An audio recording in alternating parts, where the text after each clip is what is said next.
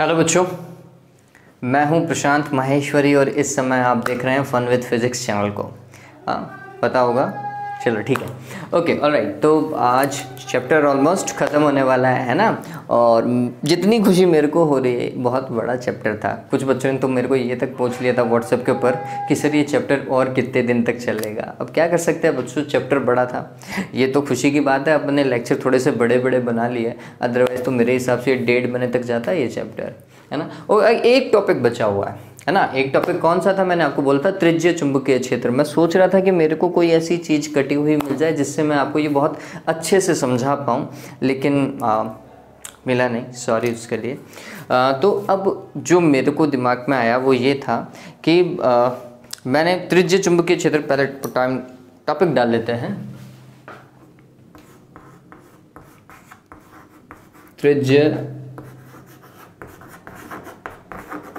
Point बहुत छोटा सा है, 2 लाइनें लिखनी है।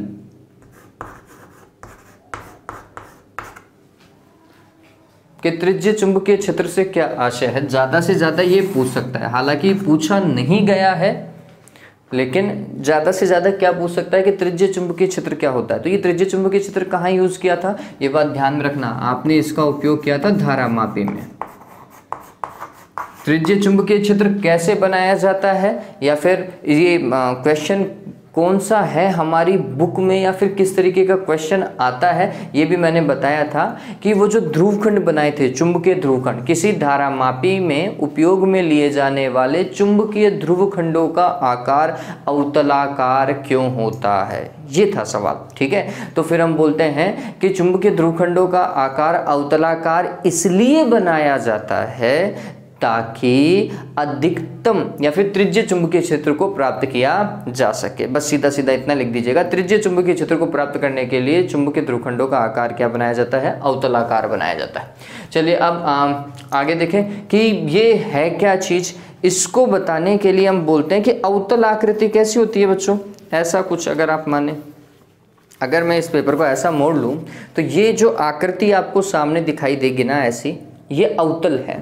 अंदर से दसा हुआ पृष्ठ आपको सामने से दिखाई दे रहा होगा, ये अवतल है। ठीक, तो अब ये अगर n है ना, इसको थोड़ा समझिए। अब मेरे पास में 3-4 हाथ तो है नहीं, तो 2 हाथों से काम करना पड़ेगा। तो फिर आपको फिर समझना पड़ेगा, है ना। ये फिर आपको थोड़ा कॉमन सेंस यूज़ करना पड़ेगा बच्चों। तो 2 ऐसा अपन ले लेते हैं, ऐसा मान लो। ठीक है, ये 2 अवतल आकृति, ये n मान लीजिए, जो दूसरा है ये s है। ये 2 ऐसे रखे हुए हैं, n और s। ठीक है, अब इस तरीके का ध्रुवखंड है, चुंबकीय ध्रुवखंड कुछ इस तरीके के आपको दिखाई दे रहे होंगे। अब इन चुंबकीय ध्रुवखंडों से बल रेखाएं कैसे निकलेंगी, तो हम बोलते हैं n से निकलती है और s की ओर जाती है। ठीक, अब हम जो डायग्राम बनाने वाले हैं वो सामने से आपको ऐसे दिखाई देगा। ये सामने से कैसे दिखाई दे रहा है, एक वृत्त दिखाई दे रहा होगा, 2 आधे आधे वृत्त दिखाई दे रहे होंगे जिनके बीच में थोड़ा सा गैप है। ऐसा ही सामने से दिखाई दे रहा होगा आपको। हम डायग्राम में यही ऐसा बनाने वाले हैं, जबकि वास्तविकता में कैसे हैं, ये ऐसे हैं। इनके बीच में क्या रखी हुई है, आंसर है, इनके बीच में रखी हुई है एक आयताकार कुंडली, कुछ इस तरीके की, बड़ी होगी। अभी आयताकार कुंडली ऐसे है, यूं। ठीक, अब थोड़ा सा अगर आप समझें इस चीज को बच्चों, ये अगर अवतलाकार है, समझना, ये अवतलाकार है तो क्या होगा बच्चों, ऐसा आयताकार कुंडली को अगर इसमें रख दिया जाए, ये अवतलाकार बन जाएगा, है ना। ठीक, अब क्या होगा, अगर ये ऐसा है तो बल रेखाएं सीधी ऐसे ये वाली गुजरेंगी। अगर ये आयताकार कुंडली थोड़ी सी टेढ़ी है तो फिर कैसे चुंबकीय बल रेखाएं गुजरेंगी, हम बोलेंगे ऐसे, ये वाली देखी जाएंगी, यूं। ठीक है, अगर ये आयताकार कुंडली ऐसे है, यूं, इस तरीके से, तो फिर चुंबकीय बल रेखाएं ऐसी गुजरती हुई देखी जाएंगी इससे। ठीक, अब थोड़ा सा समझिएगा कि जब भी हम इस कुंडली को घुमाते हैं, आप देखेंगे कि ये जो चुंबकीय बल रेखाएं जो गुजर रही हैं इस कुंडली से, वो कुंडली के हमेशा क्या रहती हैं, सीधी सरल रेखा से, उसके तल से गुजरती हुई दिखाई देती हैं। ठीक है, अब जब हम डायग्राम बनाएंगे ना तो ये आपको कुछ ऐसा दिखाई देने वाला है, यूं। ऐसा सामने से कैसे दिखाई दे रहा है ना, ये ऐसा बनाने वाला हूँ बच्चों में। ठीक, एक इस तरफ और मान लीजिएगा कि इस तरफ आपको एक और अवतलाकार ध्रुवखंड और दिखाई देगा। मेरे पास में 3-4 हाथ नहीं है, मैंने आपको पहले ही बताया था। तो ये डायग्राम सामने से आपको ऐसा दिखाई देने वाला है, ये ऐसा दिखाई देने वाला है। ठीक है, कुछ ये ध्यान में रखिएगा। और ये अब क्या कहते हैं, इसके अंदर क्या होता है, ये आयताकार कुंडली जो है इसके भीतर करोड़ होती है नहीं होती है, वो भी हम दर्शाने की कोशिश करेंगे। डायग्राम को समझिएगा बच्चों, क्या होने वाला है, आंसर है सबसे पहले तो अवतलाकार ध्रुवखंड ऐसे दर्शाए जाएंगे। ये अवतलाकार ध्रुवखंड है।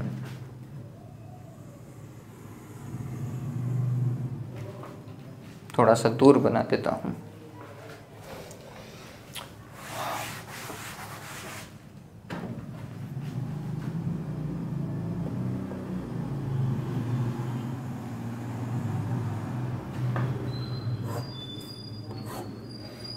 इस तरफ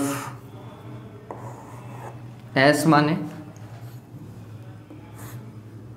और इस तरफ N माने, और इनके बीच में क्या है बच्चों, वो कुंडली रखी हुई है। तो फिर हम यहां पर ये ऐसा जो गोल बना रहा हूं बच्चों, ये कुंडली नहीं है, ये क्रोड है।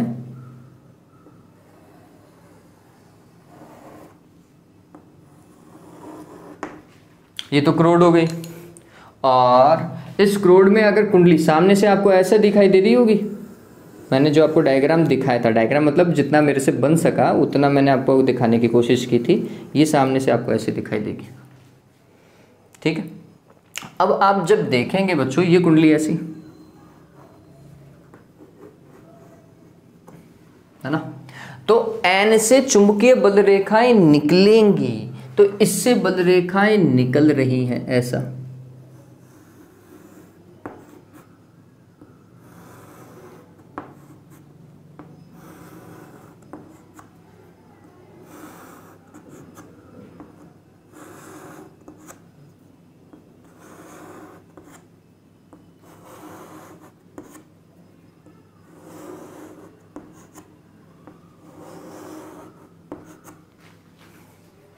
थोड़ा सा और बड़ा बना लेता हूं मैं इसको।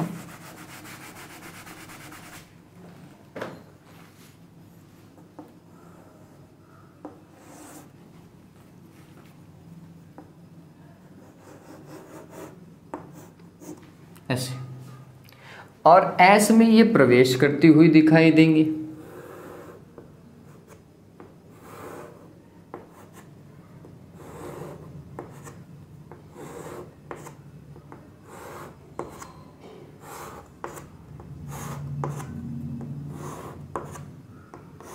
हालांकि मैंने गिनी नहीं है, आप थोड़ा काम गिन के कीजिएगा, वो ज़्यादा अच्छा होगा। अगर यहाँ पे 1 2 3 4 5 6 7 8 9 10 बनाइए, तो 1 2 3 4 5 6 7 8 9 10, ये पहले हो गई, मतलब मैंने वहाँ पे ज़्यादा बना दिए। तो आप कुछ ऐसा कीजिएगा कि अगर इस तरफ 10 बल रेखाएं आपने प्रदर्शित की हैं, तो दूसरी तरफ भी कितनी करें, 10 ही करें। ये थोड़ा सिस्टमेटिक काम हो जाएगा। डायग्राम को बनाना बहुत ज़्यादा ज़रूरी है बच्चों, सही बनाना बहुत ज़्यादा ज़रूरी है ना। तो हम कुछ ऐसा बता रहे हैं, ये 1 2 3 4 5 6 7 8 9 और 10। ठीक, अब ये बल रेखाएं आपको ऐसा लग रही होंगी कि ये ऐसे निकली और एक ऐसे चली गई, ऐसे निकली और ऐसे चली गई। नहीं, ये बच्चों ऐसे नहीं है, ये क्रॉस नहीं करती हैं बल रेखाएं, ये बात हमेशा ध्यान में रखिएगा। बल रेखाएं कभी एक दूसरे को क्रॉस नहीं करेंगी। ये कैसे देखी जाएंगी, ये इसके अंदर ये कुछ ऐसे गुजर रही है। अगर मैं देखूं तो इसको कुछ ऐसा बनाया जा सकता है, शायद ये ऐसे ही जा रही हो, समझ रहे हो, ये नीचे वाली ऐसे क्रॉस नहीं करेंगे। लेकिन आपको तो इतना समझना है कि इससे गुजरने वाली, मतलब इस आयताकार कुंडली से गुजरने वाली बल रेखा इसके तल के समांतर है, ऐसा यूं इसके तल से ही गुजर रही है। इसको सीधा बना दो ऐसा, ठीक है, इससे गुजरने वाली ऐसे ही गुजर रही है। अगर ये ऐसे होती तो आयताकार कुंडली को अगर ऐसा बनाते हम तो फिर ऐसे बल रेखाएं गुजरती। अगर आयताकार कुंडली को ऐसा बीच में बना देते तो ऐसी बल रेखाएं गुजरती। ठीक, हमेशा हम ये देखेंगे कि ये जो चुंबकीय बल रेखाएं हैं वो सदैव और सदैव इसके तल के समांतर हैं। तो इसका मतलब तल और चुंबकीय बल रेखाओं मतलब चुंबकीय क्षेत्र, तल और चुंबकीय क्षेत्र में कितनी डिग्री का एंगल है? 0 डिग्री का। अगर तल के साथ में 0 डिग्री है तो मैंने बताया था कि ये तल का जो क्षेत्रफल सदिश होता है वो हमेशा 90 डिग्री होता है क्या? क्षेत्रफल सदिश तो ये होगा। तो आप गौर करोगे कि चुंबकीय क्षेत्र ऐसा, क्षेत्रफल सदिश ऐसा, चुंबकीय क्षेत्र और क्षेत्रफल सदिश के बीच में कितने डिग्री का कोण होगा? 90 डिग्री का कोण होगा। ठीक है, ये थोड़ा समझिएगा।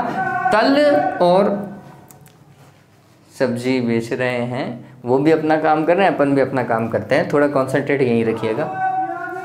और आलू और प्याज बेच रहे हैं वो। ओके, तो ये तल और ये चुंबकीय क्षेत्र दोनों समांतर हैं, तो तल और चुंबकीय क्षेत्र के बीच में कोण है 0 डिग्री। तल और चुंबकीय क्षेत्र के बीच में कोण है 0 डिग्री, जबकि क्षेत्रफल सदिश और चुंबकीय क्षेत्र, क्षेत्रफल सदिश और चुंबकीय क्षेत्र के बीच में कोण कितने डिग्री का है? 90 डिग्री का है। ठीक, ये त्रिज्य चुंबकीय क्षेत्र का कार्य है बच्चों। त्रिज्य चुंबकीय क्षेत्र सदैव इस प्रकार होता है कि प्रत्येक स्थिति के अंदर कुंडली का क्षेत्रफल सदिश चुंबकीय क्षेत्र के लंबवत रहता है। कुंडली का क्षेत्रफल सदिश किसके? चुंबकीय क्षेत्र के लंबवत रहता है। यही कौन सा क्षेत्र होता है? त्रिज्य चुंबकीय क्षेत्र होता है। ये बात ध्यान में रख लीजिएगा। तो मैं लिख देता हूं इस चीज को, ये बहुत ज्यादा इंपॉर्टेंट है।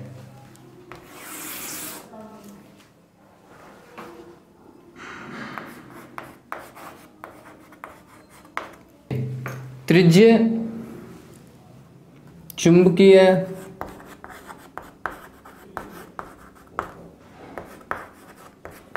क्षेत्र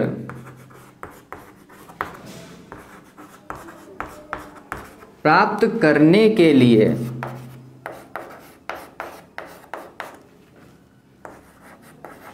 अवतलाकार चुंबकीय ध्रुवखंडों का उपयोग किया जाता है।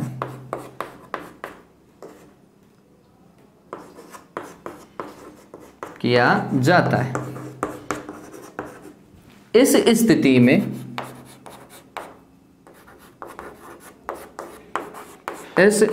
में चुंबकीय बल रेखाएं, ये लाइन इंपॉर्टेंट है, चुंबकीय बल रेखाएं सदैव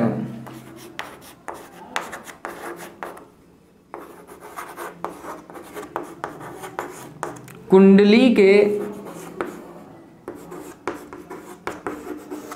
तल के क्या होती हैं?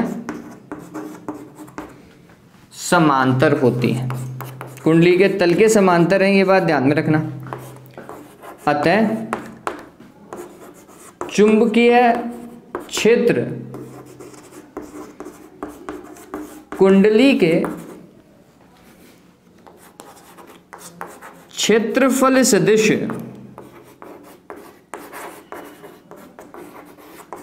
के लंबवत होगा। और ये सदैव है, ये बात ध्यान में रखना। इसका मतलब क्या है? हम ये लिख सकते हैं कि क्षेत्रफल सदिश जो है ये चुंबकीय क्षेत्र के क्या है? लंबवत है। इससे क्या फायदा हुआ? आप बच्चों टॉर्क पढ़ते हैं, मतलब बल आघूर्ण पढ़ते हैं, कुंडली पे लगने वाला बलाघूर्ण। ये बलाघूर्ण क्या होता है? तो हम लिखते हैं NI A × B या फिर NI AB sin थीटा। परिमाण में ऐसे लिखते हैं। मैंने आपको बोला था कि थीटा बराबर 90 डिग्री रखोगे, क्योंकि त्रिज्य चुंबकीय क्षेत्र है। बोला था नहीं बोला था? ये त्रिज्य चुंबकीय क्षेत्र हमेशा यही एंगल बनाएगा। ये एंगल हमेशा 90 डिग्री का ही रहेगा, ये बात ध्यान रखना। तो थीटा की वैल्यू हमने कितनी रखी थी? 90 रखी थी। जैसे ही 90 रखा, टॉर्क का मान हमेशा मैक्सिमम प्राप्त हुआ। लगने वाला बलाघूर्ण सदैव क्या होता है? अधिकतम प्राप्त होता है, क्योंकि त्रिज्य चुंबकीय क्षेत्र के कारण ही लगने वाला बलाघूर्ण अधिकतम प्राप्त होगा। ठीक है, ये बात ध्यान में रखना। तो क्या याद रखना है? त्रिज्य चुंबकीय क्षेत्र को प्राप्त करने के लिए अवतलाकार ध्रुवखंड बनाए जाते हैं। क्यों प्राप्त किया जाता है? ताकि कुंडली पे लगने वाला बलाघूर्ण सदैव क्या हो? अधिकतम रहे, एवं क्षेत्रफल सदिश तथा चुंबकीय क्षेत्र एक दूसरे के लंबवत हो। ठीक है, ये चीज़ उतार लीजिएगा, बहुत ज़्यादा इम्पॉर्टेंट है। फिर एक चीज़ मैं बार बार बता रहा हूँ, ये बेसिक क्वेश्चन है, बच्चे भूल जाते हैं कि वो क्या कहते हैं, नर्म लोहे की करोड़ बनाई जाती है। क्यों बनाई जाती है, मैंने आपको वहां पर भी बताया था कि ये जो बल रेखा है जो गुजर रही है ना इससे, ये अधिकतम बल रेखाएं किससे गुजर सके, आंसर है इस करोड़ से गुजर सके। जितनी ज्यादा करोड़ से गुजरेंगी उतनी ज्यादा फिर किससे गुजरेंगी, कुंडली से गुजरेंगी। अगर कुंडली से गुजरने वाली बल रेखाओं की संख्या बढ़ गई, इसका मतलब चुंबकीय क्षेत्र भी बढ़ गया। चुंबकीय क्षेत्र बढ़ गया तो क्या होगा बच्चों, मैंने आपको बताया था, सुग्राहिता, दारा सुग्राहिता, क्या NaB/C ऐसा लिखते हैं, नहीं लिखते हैं। तो B का मान बढ़ा तो दारा सुग्राहिता, अर्थात दारा मापी की सुग्राहिता भी क्या हो जाती है, बढ़ जाती है। तो ये बात ध्यान में रखना। सीधा सीधा अगर आप एक लाइन में लिखना चाहो कि नर्म लोहे की करोड़ क्यों बनाई जाती है, तो आपका आंसर क्या होना चाहिए, ताकि दारा मापी की सुग्राहिता को क्या किया जा सके, बढ़ाया जा सके। ये बात ध्यान में रख लीजिएगा, ठीक है। चलिए, तो मेरे हिसाब से अब धारा मापी पूर्णतः कंप्लीट हो चुका है। अब इसमें कुछ नहीं रहा शेष। डायग्राम बना लीजिएगा अच्छे से। अब अपन डिस्कस करेंगे न्यूमेरिकल्स बच्चों।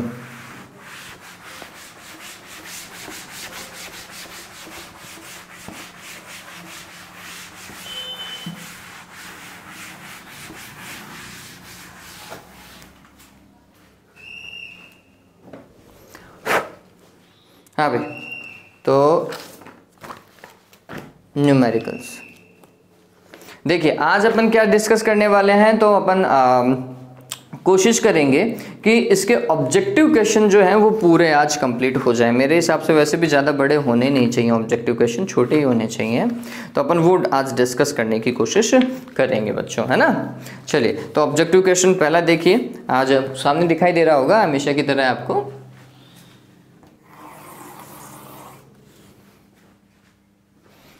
सबसे पहला ऑब्जेक्टिव क्वेश्चन जो हमारे सामने है वो है, कोई आवेशित कण जो एक समान चाल से गति कर रहा है उत्पन्न करता है। देखो, अगर आवेशित कण चल रहा है तो क्या उत्पन्न करेगा, विद्युत क्षेत्र और चुंबकीय क्षेत्र दोनों उत्पन्न करेगा। ये ध्यान में रखिएगा। तो इसका ऑप्शन आपको दिखाई दे रहा होगा, द नहीं लिखना है, स लिखना है। द और स दोनों के अंदर आपको दिखाई दे रहा होगा, दोनों क्षेत्र है, लेकिन एक समान चाल है। एक समान चाल है, इसका मतलब क्या है बच्चों, उसका वेग परिवर्तित नहीं हो रहा। वेग परिवर्तित नहीं हो रहा तो इसका मतलब वो क्षेत्र ही उत्पन्न करेगा, विद्युत क्षेत्र और चुंबकीय क्षेत्र।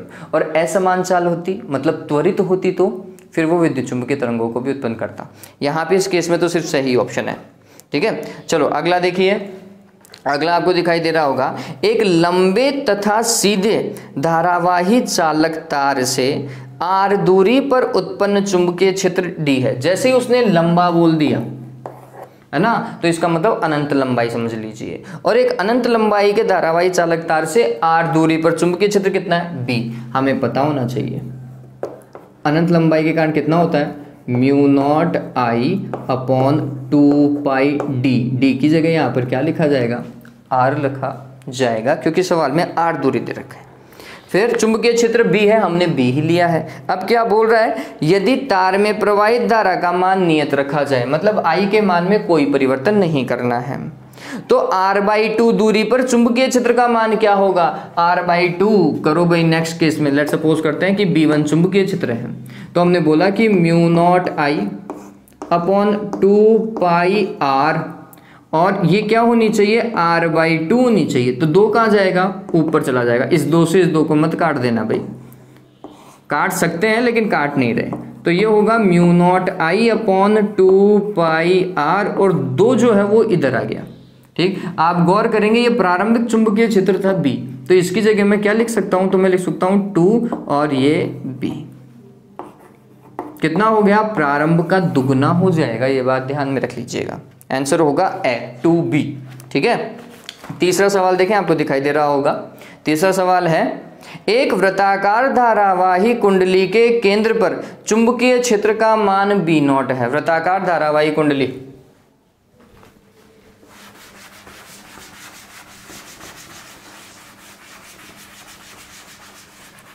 और धारावाही कुंडली के केंद्र पर चुंबकीय क्षेत्र μ0 NI/2r, यही पढ़ते हो आप। तो ये तीसरा सवाल कर रहा हूं, केंद्र पर चुंबकीय क्षेत्र बी नॉट है, लिख दो भाई बी नॉट, और बी नॉट का मान कितना, mu not an I upon 2r। ठीक है, अपन एन फेरों की संख्या मान के चल रहे हैं, आप एक भी लिख सकते हैं। इसी कुंडली के अक्ष पर किसी बिंदु पर इसकी त्रिज्या के बराबर चुंबकीय क्षेत्र B है, तो B बटा बी नॉट का मान ज्ञात करो। थोड़ा सा सवाल शायद बड़ा हो जाएगा। अक्ष पर चुंबकीय क्षेत्र देखो तो हम लिखते हैं B रिजल्टेंट, है ना, कैपिटल R आएगा, बराबर क्या होना चाहिए, mu not an I R square divided by 2r square plus x square और इसकी घात 3/2। यही लिखते हैं क्या? आप थोड़ा ये गौर करो बच्चों कि x का मान भी वो कितना ले रहा है, r दूरी पर। देखो साफ साफ बोल रहा है, इसी कुंडली के अक्षीय बिंदु पर, अक्षीय बिंदु जो कि x दूरी पर होता है, इसकी त्रिज्या के बराबर दूरी पर ही, इसकी त्रिज्या के बराबर दूरी, अक्षीय दूरी कितनी होनी चाहिए, त्रिज्या के बराबर, मतलब x का मान कितना होना चाहिए, r के बराबर होना चाहिए। काम करो तो ये हो जाएगा b रिजल्टेंट बराबर समझिए mu not an I capital R square divided by 2 capital R square plus x square की जगह भी मैं क्या लिखूंगा, R स्क्वायर, घात कितनी लगाएंगे, 3/2 लगाएंगे। 3/2 घात कैसे सोल्व करते हैं मैंने आपको पहले भी बता रखा है। देखो अब क्या होगा, mu not an I R square बटे 2, फिर 2r स्क्वायर हो जाएगा क्या, तो ये 2r स्क्वायर, और यहाँ पर घात कितनी, 3/2। अब चलो सोल्व करो 3/2 को, भगवान करे आपको आता हो। Mu not an I R square divided by 2, एक बार तो पूरा ऐसा का ऐसा लिख दो 2r स्क्वायर, और एक बार लघुत्तम, लघुत्तम क्या, अंडर रूट करो तो 2 का रूट 2 और r स्क्वायर का क्या बच्चों, r। ऐसे ही करेंगे, r स्क्वायर से r स्क्वायर क्या कर देना है, आपको काट देना है। अब जो बच रहा है उसको तसल्ली से लिखना है, ये 2 दूनी 4 मत बनाना। देखो मेरे को इससे तुलना करनी है, ओके, यहाँ पे मैं कैपिटल R ले रहा हूं, तो फिर ये भी कैपिटल R लेके चलेंगे। ठीक है, चलिए अब आपको क्या करना है वो समझने लायक बात है। आप ये समझिए कि आपको यहाँ पे नीचे 2 चाहिए, ठीक, तो 1 2 को नहीं लाना है, एक तो ऐसा कैसे रहेगा। तो अब जो बच रहा है उसको देखो, म्यू नॉट एन आई, ऊपर तो ऐसा का ऐसा ही है, ठीक, नीचे ये देखो एक r बच रहा है, और r के साथ में और कौन है, तो 2 2 रूट 2, ठीक है, ऐसा है। लेकिन मेरे को 2r चाहिए, तो मैं ये 2 इसके साथ में लगा देता हूं, तो ये 2r आ चुका। अब क्या है वो देखो, तो 1 2 ये और 1 रूट 2 ये भी तो साथ में चल रहे हैं, ये 2 रूट 2 आप इधर लिख दो, ये इधर लिख दो, कोई फर्क नहीं पड़ेगा। बात कंप्लीट हो गई। अब वो बोल रहा है कि अक्षीय दूरी पर चुंबकीय क्षेत्र का मान b है, तो ये b रिजल्टेंट का मान जो है वो वास्तविकता में b है बच्चों, बराबर क्या होगा, ये वाला चुंबकीय क्षेत्र आपको पता है क्या भाई, b नॉट, तो आप इसकी जगह लिखें b नॉट बटे क्या, ऐसा। अब जो अनुपात आपको पूछ रहा है वैसा काम करें, b बटा b नॉट पूछ रहा है, इसको इस तरफ लेकर के आओ, b बटा b नॉट बराबर कितना, 1/2 रूट 2, ये इसका मान होगा। तो मेरे हिसाब से ये आंसर आपको क्या दिखाई देना चाहिए, ब दिखाई देना चाहिए। ठीक है, तो तीसरा सवाल हो चुका है। चलिए अब देखो चौथा सवाल, हेल्महोल्ट्ज़ कुंडलियों का उपयोग किया जाता है, क्यों किया जाता है, एक समान एवं प्रबल चुंबकीय क्षेत्र को प्राप्त करने में। तो यहाँ पे देखो पहला ही ऑप्शन मेरे को दिखाई दे रहा है, एक समान चुंबकीय क्षेत्र को उत्पन्न करने में। ठीक है, विद्युत धारा के मापन में नहीं करते हैं, ना ही चुंबकीय क्षेत्र के मापन में करते हैं, ना ही विद्युत धारा की दिशा को ज्ञात करने में करते हैं। पहला ऑप्शन इसका बिल्कुल सही है बच्चों, उम्मीद करता हूँ ये आपको पता चल गया होगा। चलिए फिर इसके बाद में इसके क्वेश्चन कितने गए, चलो देखो अगला 5वां सवाल, चित्र के अनुसार 2 समरूप कुंडलियों में, 5वां सवाल कर रहे हैं, चित्र के अनुसार 2 समरूप कुंडलियों में समान विद्युत धारा प्रवाहित हो रही है। आपको डायग्राम दिखाई दे रहा होगा 5वें सवाल का।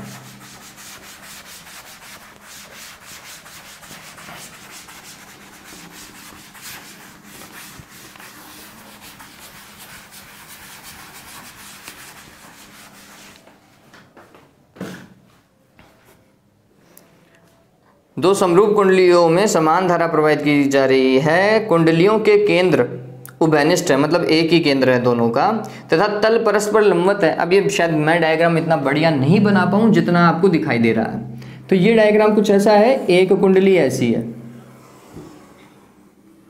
ठीक, और इस कुंडली में धारा कुछ ऐसे जा रही है, इस धारा के कारण इसका चुंबकीय क्षेत्र 20 तरफ है, ठीक है, ये चुंबकीय क्षेत्र की दिशा है। जबकि एक दूसरी कुंडली है वो कुछ ऐसी है, और ये समान कुंडलियां हैं बच्चों, मतलब समान त्रिज्या की, जिनमें समान परिमाण की धारा जा रही है। फिर इसमें धारा की दिशा ऐसी है और इस धारा की दिशा के कारण इसका चुंबकीय क्षेत्र ऐसा है, ठीक है। चलो भाई, चुंबकीय क्षेत्र तो सदिश लगाना पड़ेगा, ठीक बात है। फिर क्या बोल रहा है, यदि एक कुंडली के कारण इसके केंद्र पर चुंबकीय क्षेत्र भी है, एक कुंडली के कारण इसके केंद्र पर चुंबकीय क्षेत्र भी है, ठीक बात है, तो उभयनिष्ठ केंद्र पर परिणामी चुंबकीय क्षेत्र क्या होगा? अरे बहुत सिंपल है, 11वीं का सवाल दे दिया। देखो, इस वाली कुंडली के कारण चुंबकीय क्षेत्र ये, और इस वाली कुंडली के कारण चुंबकीय क्षेत्र ये ध्यान में रखिएगा। और दोनों चुंबकीय क्षेत्र एक दूसरे से कितने डिग्री पर है? 90 डिग्री पर है। परिणामी कहाँ से गुजरेगा? बीच से गुजरेगा, क्योंकि दोनों समान है, तो ये बी रिजल्टेंट है, ठीक, ये बात ध्यान में रखें। कैसे निकालेंगे? दो सदिश है ना, उनका परिणामी सदिश कैसे निकालते थे? R square is equal to क्या होता था? P square plus q square plus 2pq cos theta. करते थे नहीं करते थे? तो ऐसे ही यहाँ पे आर स्क्वायर की जगह परिणामी चुंबकीय क्षेत्र का स्क्वायर बराबर क्या होगा? पी स्क्वायर मतलब b square plus q square मतलब वापस बी स्क्वायर प्लस 2pq मतलब बी गुणा बी, और कोस दोनों के मध्य का कोण 90 डिग्री। कोस 90 का मान आप सभी को पता है 0 होता है, तो ये तो हट गया, ठीक। बचा क्या? B square plus b square हो गया क्या? 2b स्क्वायर, और ये हो गया बी रिजल्टेंट का स्क्वायर। तो बी रिजल्टेंट बराबर क्या आएगा बच्चों? √2b स्क्वायर आएगा, नहीं आएगा? इसको क्या लिख सकते हैं? √2b। पता चल गया क्या था? सिंपल। ये कौन सा सवाल किया अपन ने?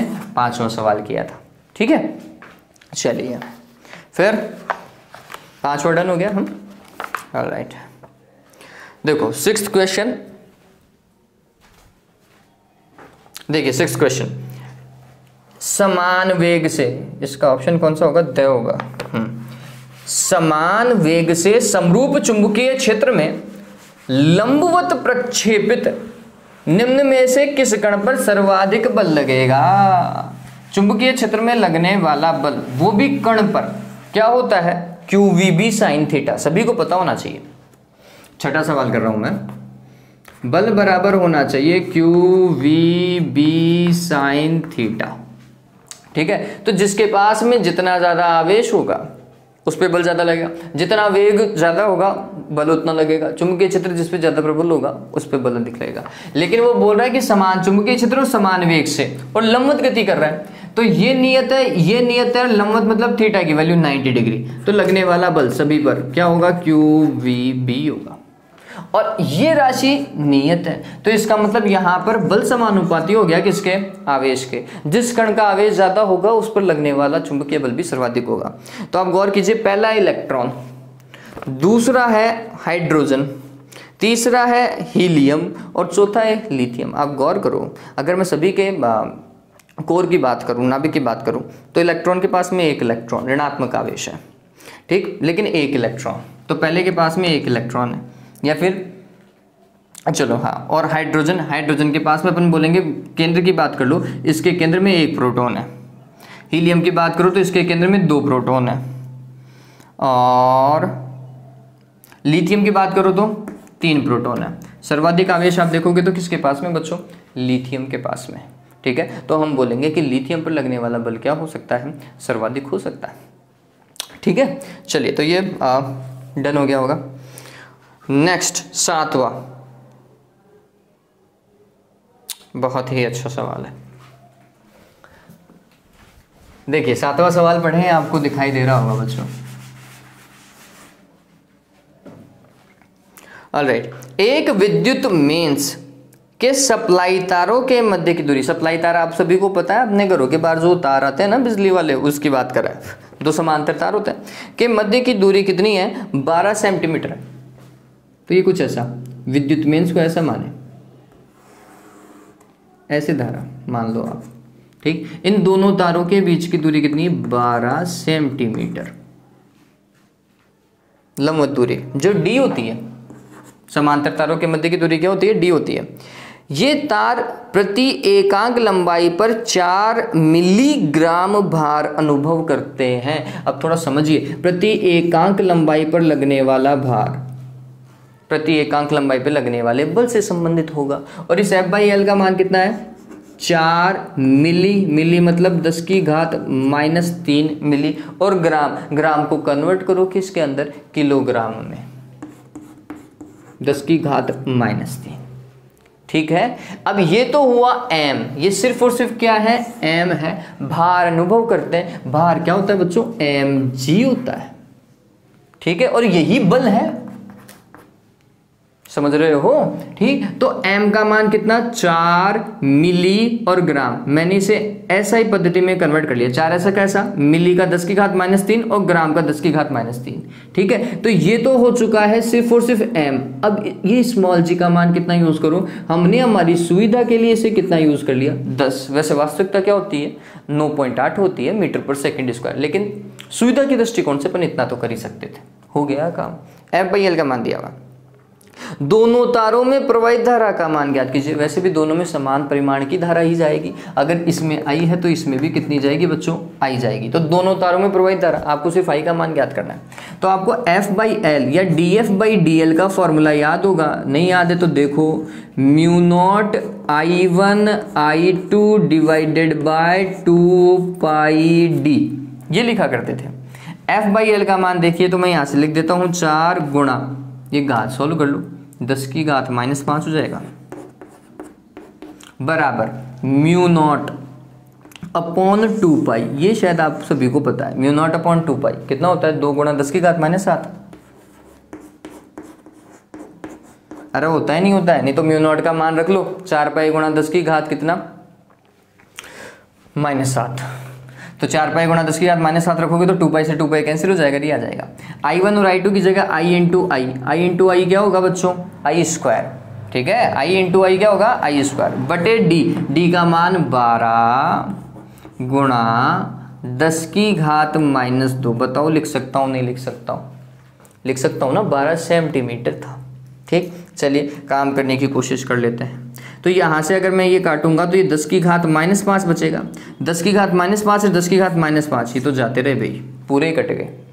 फिर इसको इससे काटा, 6 आएगा, चलिए, और ये 6 को इससे गुणा कर दो तो ये हो गया 4 गुणा 6 बराबर में क्या बच्चों, I², ठीक। तो I बराबर कितना होगा, मैं तो धारा ही निकालनी थी, √4 गुणा 6। फिर 4 का मान तो कितना आ जाएगा, 2 बाहर आ जाएगा, और ये हो गया √6 एम्पियर। √6 आप निकाल लीजिएगा, कितना होगा √6, तो अमूमन लगा करके देखो, √5 होता है 2.25, तो √6 होगा शायद 2.3, ठीक है। तो मैं इसको लगभग मान करके चल रहा हूँ, आप काम कर लीजिएगा, 2.3 एम्पियर मान लेते हैं। तो ये कितना हो गया, 4.6 एम्पियर धारा लगभग है, ठीक है, लगभग में है, ये इतने के आसपास में आंसर बैठेगा, आप √6 निकाल लीजिएगा। हाँ, सबसे निकटतम देखो 0 नहीं है, 4.85 है, 4.85 कर लीजिएगा, मतलब ये शायद कुछ ऐसा होगा, 2.4 के आसपास होगा तो 4.8 आंसर, ठीक है। तो ये आंसर बी है इसका, 4.85 एम्पियर, ठीक। चलिए, अच्छा सवाल है बच्चों, वाकई में बहुत बेहतर सवाल है ये। 8वां देखिए, 100 इलेक्ट्रॉन वोल्ट ऊर्जा का एक प्रोटॉन 10⁻⁻4 टेस्ला के, मतलब एक गाउस के चुंबकीय क्षेत्र में लंबवत गति करता है, ठीक है, बात करो लंबवत गति। प्रोटॉन की साइक्लोट्रॉन आवृत्ति रेडियन पर सेकंड में ज्ञात करें। अब देखो साइक्लोट्रॉन आवृत्ति तो f होती है, f बराबर क्या बच्चों, QB डिवाइडेड बाय 2πm। लेकिन वो किस में पूछ रहा है, रेडियन पर सेकंड। बच्चों रेडियन पर सेकंड कोणीय आवृत्ति का मात्रक होता है, तो कोणीय आवृत्ति निकालो, 2 पाई को इधर ले लो, तो 2 पाई f बराबर क्या हो जाएगा, QB बटा m, और यही ओमेगा होती है क्या, QB बटा m। मैं मान रख दे रहा हूँ, अब आंसर आपको निकालना पड़ेगा। Q के लिए बोल रहा है प्रोटॉन, प्रोटॉन कितना 1.6 गुणा 10 की घात -19, चुंबकीय क्षेत्र का मान 10 की घात -4, और द्रव्यमान प्रोटॉन का आप सभी को पता है क्या भाई, 1.67 गुणा 10 की घात -27। मेरी मानो तो इसको क्या कर लो, लगभग अगर आप काटोगे कितना बैठेगा, 1 के निकट आना चाहिए, 0.9 के आसपास आएगा, तो इसको 0.9 मान लो, है ना, और फिर काम करके देख लेना। देखो 0.9 मान रहा हूं मैं इसको, 0.9 मानते हैं इसको, निकल जाना चाहिए। 10 की घात ये हो गया -23 ऊपर नीचे 27, तो ये टोटल हो जाएगा 10 की घात क्या बच्चों 4। ठीक, ये आनी चाहिए कोणीय आवृत्ति, बिल्कुल सही है। 9 गुणा 10 की घात 3, लगभग भी निकाल रहे हैं, रेडियन पर सेकंड लगा दीजिएगा और आपको आंसर लगभग दिखाई देगा। 9.6 गुणा 10 की घात 3 दिखाई दे रहा है क्या, तो अपन तो लगभग में चल रहे थे क्योंकि कैलकुलेशन मैंने पूरी तरीके से की नहीं थी। ठीक है, चलिए हाँ 9वां सवाल देखो, और अच्छा सवाल है, बेहतर सवाल है।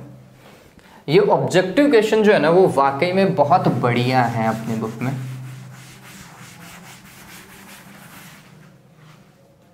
देखिए 9th क्वेश्चन, यदि G प्रतिरोध के धारा मापी में मुख्य धारा की 2% धारा पूर्ण विक्षेप के लिए आवश्यक हो तो पार्श्वपथ मतलब शंट का प्रतिरोध होगा।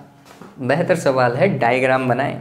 देखो ये कुछ ऐसा है, ये यहाँ पर धारा मापी जिसका प्रतिरोध G है ऐसा, और इसके साथ में क्या है, एक शंट लगा हुआ है और शंट का प्रतिरोध S लिखते हो। ये आप सभी को पता है, समझना, इसमें ये धारा I है, धारा मापी में जाने वाली धारा होती है IG, और ये वाली धारा होती है IS, और आप सभी को पता है IS निकालते कैसे हैं, कुल धारा में से किसको घटा दो, IG को घटा दो, तो ही तो IS बचेगा। ठीक, अब सवाल को थोड़ा सा पढ़ें, और एक कॉन्सेप्ट क्या है, यहाँ पर जितना विभवांतर होता है उतना विभवांतर यहाँ पर भी होना चाहिए, विभव पतन दोनों पर क्या होना चाहिए, समान होना चाहिए। ये कॉन्सेप्ट सदैव ध्यान में रख लीजिएगा, यही आपका मूल मंत्र होना चाहिए। चलिए अब क्या होगा वो समझिए। वो बोल रहा है कि G प्रतिरोध की धारा मापी में मुख्य धारा की 2% जाती है, मतलब ये जो IG का मान है, मतलब इस G प्रतिरोध की धारा मापी में मुख्य धारा का 2% ही जाता है। इसका मतलब IG का मान सवाल के अकॉर्डिंग कितना है, 2% ऑफ I का सिर्फ 2% है। ठीक है, इसका मतलब IG बराबर 2%, मतलब 2/100 इंटू I। ठीक है, जिसे मैं क्या लिख सकता हूं, 1/50 I लिख सकता हूं। अरे लिख सकता है, नहीं लिख सकते हैं। चलिए ये IG अगर 2% इसमें जा रही है तो फिर 98% किस में जा रही है, IS में जा रही है। तो बेसिक लॉजिक हो गया। तो इसका मतलब IS सवाल के अकॉर्डिंग ही क्या है, 98% ऑफ I हो गया। ठीक है, 98% ऑफ I, इसका मतलब 98/100 इंटू I। काट के देख लो कितना आएगा, ऊपर तो ये 2 से ही कटेगा, इससे ज़्यादा तो कट नहीं सकता, तो ऊपर तो आएगा 49 और नीचे आएगा 50 I। ये है IS का मान। डन हो गया।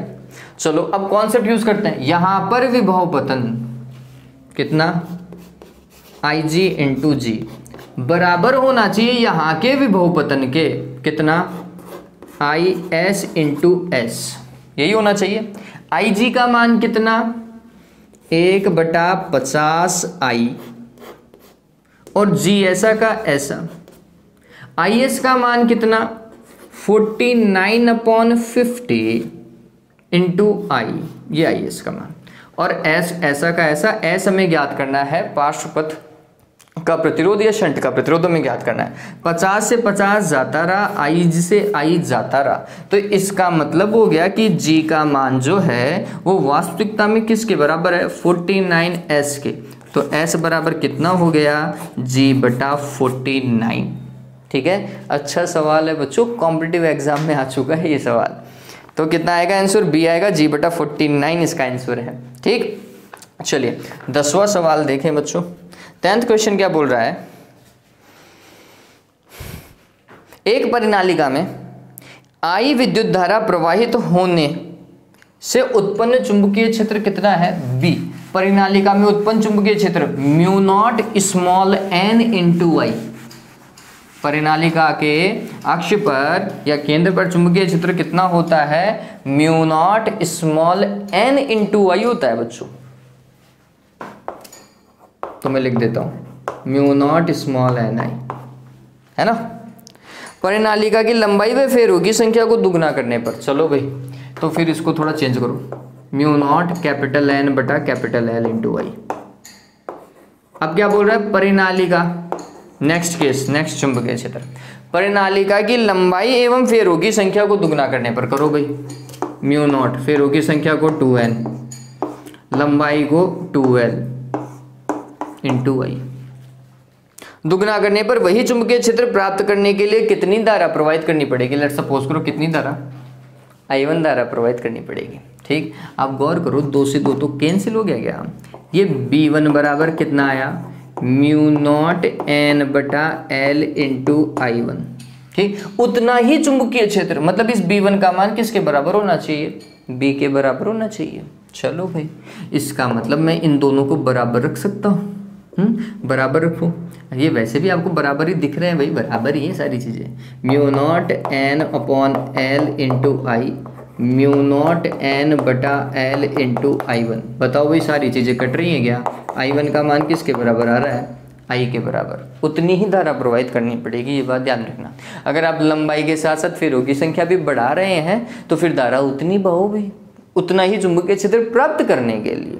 ठीक है, तो धारा I ही बहेगी, ये बात ध्यान रखना, सिर्फ कंफ्यूज करने के लिए ये सवाल। अगला सवाल 11वां, इसका आंसर बताओगे तो मान जाऊंगा।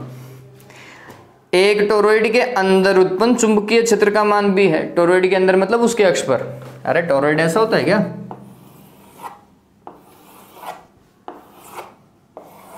और ऐसा फिर फेरे घुमा देते हैं। तो यहां पर ये